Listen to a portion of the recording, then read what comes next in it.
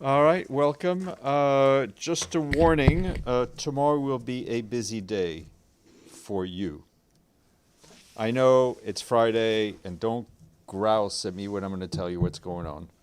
The good news is I will not be briefing, okay? However, at 11:30, Antonio Guterres, Secretary General of the United Nations, will be at the Security Council stakeout to speak about the situation in the Middle East and Gaza, and he will take some questions. Okay? Then at noon, Jean-Pierre Lacroix,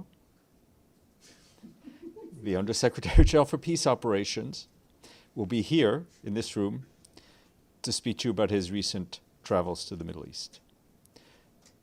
Then at 12:45, some things are beyond my control. At 12:45, our Deputy Secretary General, Amina Mohammed, since she was so pleased by the welcome you gave her yesterday, will return to brief you on the launch of the Secretary General's debt recommendations ahead of the Sevilla Conference. She will be joined virtually by Rebeca Grynspan, the head of UN Trade and Development, and as well as the Secretary General's expert group on debt. Okay? All right. Thank you. What? Oh, and I forgot to bring my charter to show to you because today is in UN Charter Day. I have a charter from 1948 on my desk, which is a little battered. No. I know it when it was signed. I'm saying it was the one I have was printed in 48. Yeah. It's a little battered, but it's on my desk.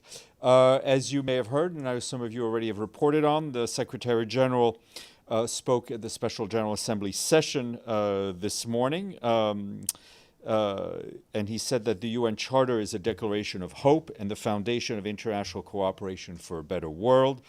And from day one, he added, the United Nations has been a force for the construction in a world often marked by destruction.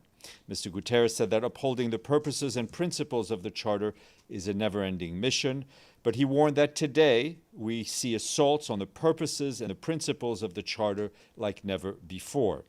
And on, he said, we see all too familiar pattern. Follow when the Charter suits, ignore when it does not.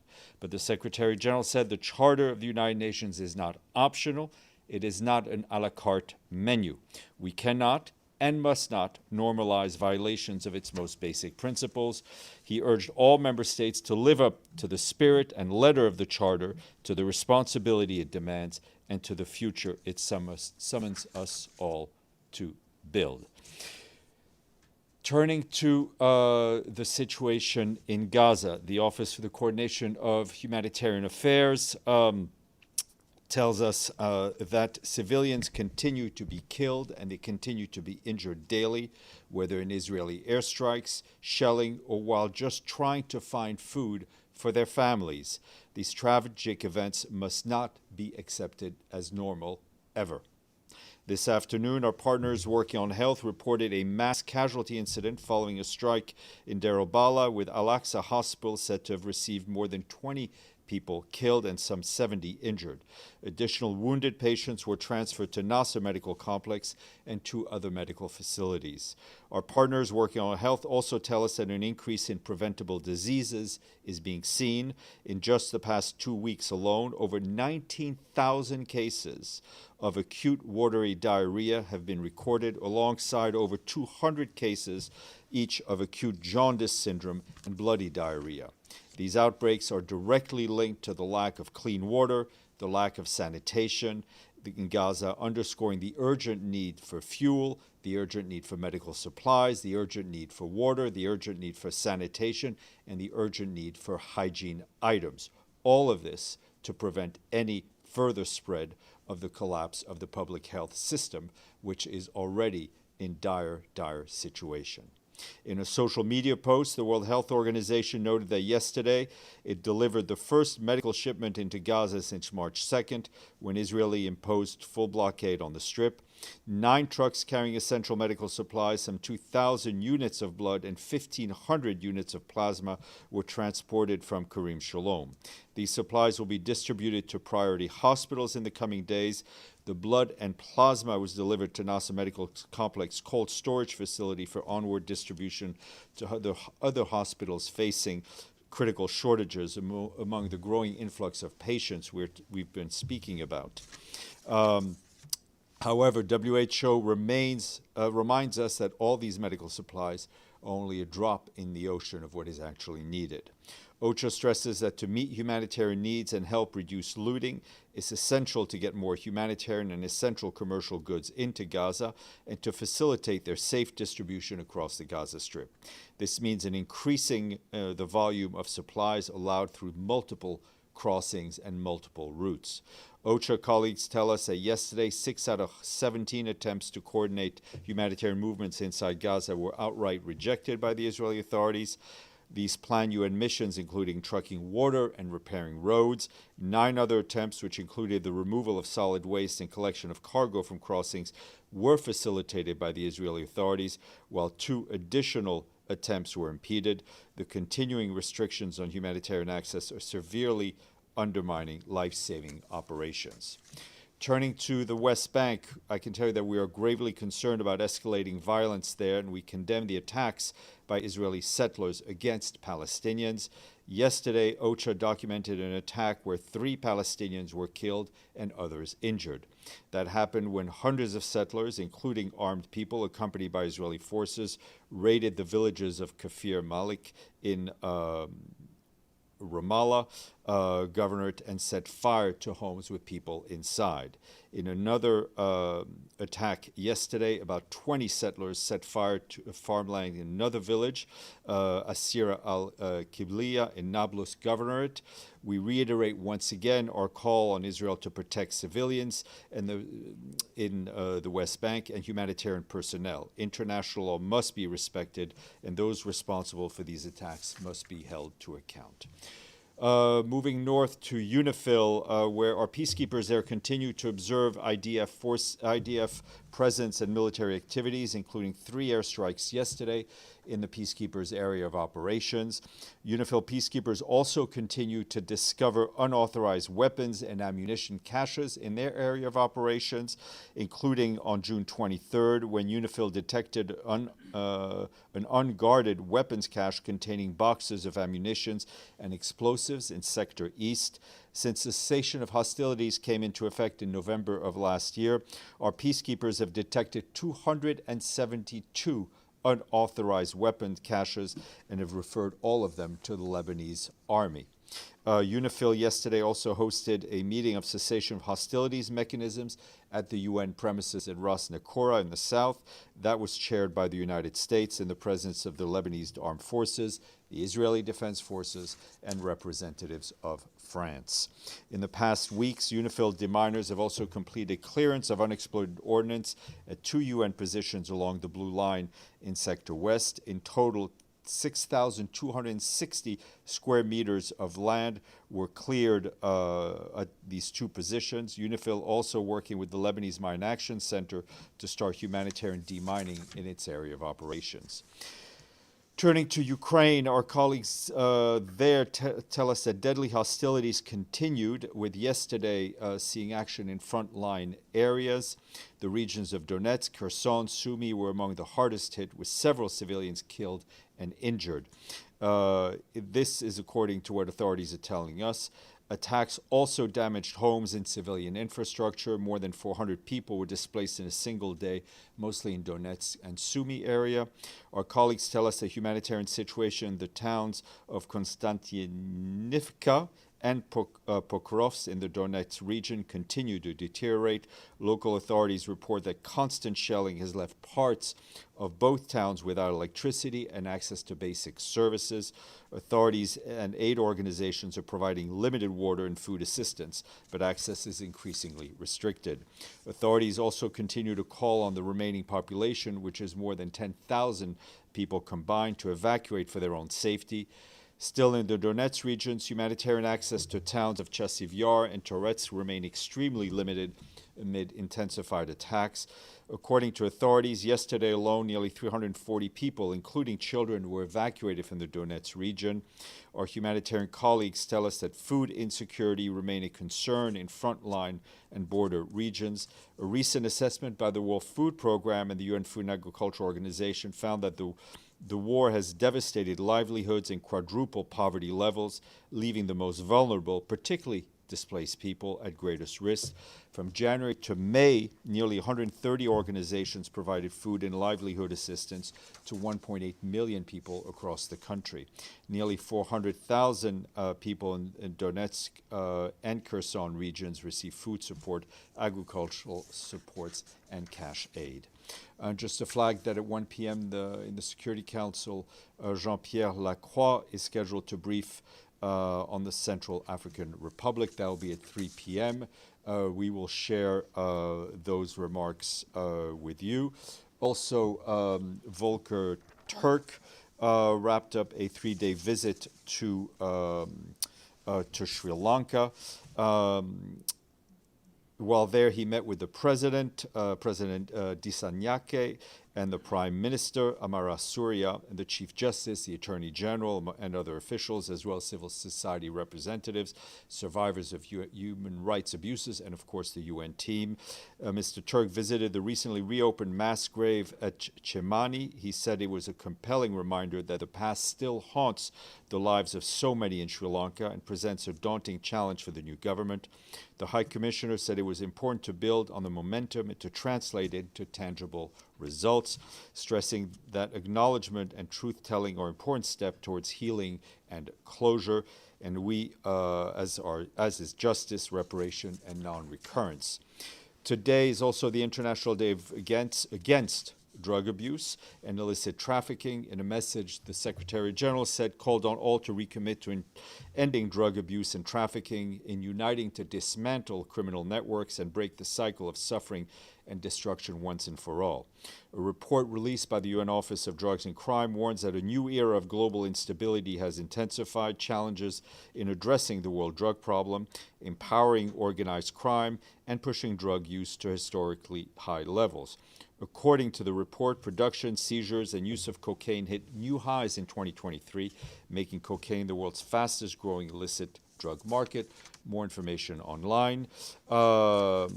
And today is also the International Day of Support of Victims of Torture. The observance serves as a call to action for all stakeholders, including UN member states, civil society, individuals everywhere, to unite in support of hundreds of thousands of people around the world who've been victims of torture and who are still being tortured today. Edie. Thank you, Steph.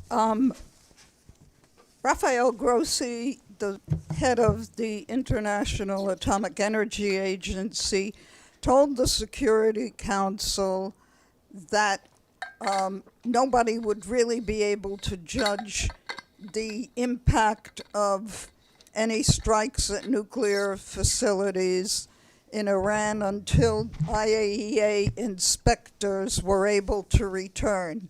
Have IAEA inspectors been given a green light to return? That is a good question, but that is a question to be asked of the IAEA. I'm not aware. Benno, then Amélie, then Deji, then Sherwin. I can follow up with Mr. Grossi. He told French radio today, that centrifuges in for the uranium enrichment plant in Iran are no longer operational. That was just an interview. Can you confirm that assessment? Is that also your assessment? I guess. No, I think let's be clear. IAEA is the part of the UN that has the technical knowledge and know-how on nuclear issues. They're in the lead on the Iran nuclear program. Those questions have to be asked to them. Yeah, so, but I mean, like, they report to you, I guess, right? No, they do not. It's a standalone specialized agency. So, I mean, obviously, some of our colleagues have been briefed, but they need to speak on the record, and they have. So it's not something I can share with you. Okay, but then can you educate me why Mr. Grossi would give that information to a French radio instead of actually releasing a press release? I think this is a question you need to ask of him. I can't educate you on anything, Benno. Let's see if I can educate Amélie, and then we'll move on. Thanks, Steph. It seemed that there was supposed to be peace talks in Brussels today about Sudan with the UN, African Union, and other member states. Do you have anything you can share with us about that? I can confirm to you that Mr. Lamamra, the Secretary General's personal envoy for Sudan, is participating in what is the fourth session of the Sudan Consultative Group that's meeting in Brussels, and that is to support the de-escalation efforts in Sudan and advance a political solution to this conflict, which has been devastating for millions of Sudanese, as we talk about it almost every day. I think that this particular meeting is a critical opportunity to take stock of the international positions and advance a more coordinated approach, which is essential to ending the conflict, and discussing critical and concrete pathways to de-escalation, civilians, and political dialogue, as well as the criticality of humanitarian access, which has been extremely challenging and costing lives of humanitarian workers, as we've seen. Any participation of the two Sudanese parties? I'm not aware, but I will check for you. Deji, then Sherwin. Today, the Speaker of the Parliament of Iran, Mr. Ghalibaf, said on social media, and I quote, "Today, following the approval of the Constitution Guarding Council, the law suspending cooperation with the IAEA was officially communicated." And it also accused IAEA paving war for aggression, and the continued cooperation with IAEA is, what he said, not possible until we are assured of the security of our nuclear facilities. Now, any reaction?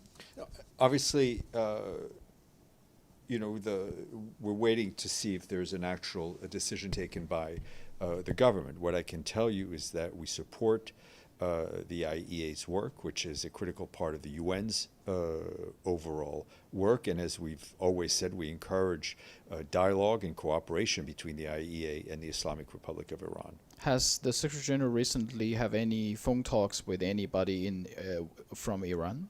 Not in the last few days. Okay. Second topic. Yesterday, President Trump compares Iranian strikes to Hiroshima and Nagasaki. Do you have any comment? I am not a commentator.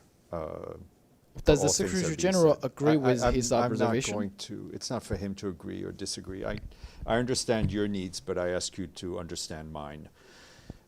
On that Sherwin. topic of understanding your needs, I don't. Yeah. on a serious topic, the protests, the anti-government protests in Kenya, we understand that some 16 people have been killed, 400 injured. Rights groups say the majority were shot by the police.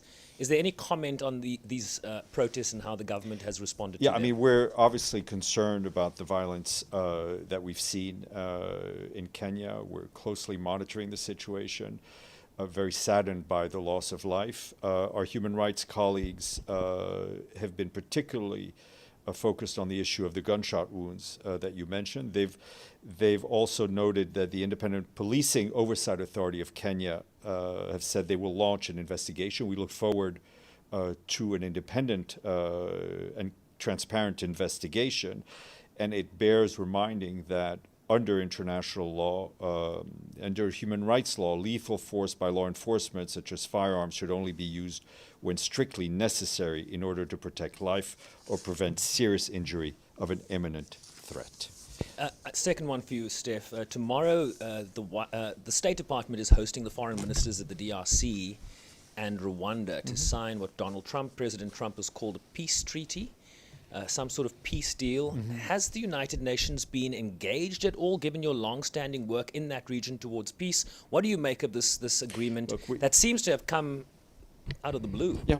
I mean, obviously, we're following it closely. I think some of our colleagues have been are aware of the details. We obviously welcome any agreement that would bring peace and stability to the people of the region. I mean, we talk almost every day about the situation in the eastern part of the DRC and the horrific suffering of civilians, the hunger, the sexual violence, the constant fear, the constant displacement. So anything that would help alleviate that suffering is to be welcome. We obviously thank the US and Qatar, which have been involved in this. And I'll leave it at that. Madame. Ming Lu from China Daily. So following Iranian's bill to decide to suspend cooperation with IAEA, has the UN been in touch with the IAEA regarding the safety of its inspectors and their abilities to carry out their mandate? I mean, we are obviously in touch with the IAEA. They're keeping us abreast of their work, but in terms of the technicality of how their staff and all that, those are questions to be asked of the IAEA. Okay. Any questions online? Yes, Abdelhamid. Yes, I have two questions. Stéphane, on Kufr Malik, on Monday there was a boy of 13-year-old was shot and killed by the settlers, and that's what brought the riots. In his funeral, when the settlers came back again and killed 3 more. So I didn't see any reference to that little boy, 13-year-old, Ammar Mu'taz Hamayel, who was shot by the settlers. I wonder why a Palestinian shot and killed. I mean, unless I'm mistaken, just a few minutes ago, I talked about the escalating violence in the West Bank, our concern, and our clear condemnation of attacks by Israeli settlers against Palestinians. Your next question. Yesterday in the Security Council, when the Algerian ambassador started to talk, criticizing the report of Virginia Gamba, Mrs. Gamba walked out of the Security Council. We normally seen ambassadors leave the council when a faux ambassador starts speaking, but I think this is the first time a UN official and the meeting is to debate that report. Why she walked out? Is that an acceptable behavior of a UN senior official? Today regarding Madame Gamba, and I think you checked the transcript, I answered that question, and I would say the same thing today. Any other questions? Thank you. Rest up. Tomorrow you'll have a lot of work, and I won't have that much. Goodbye.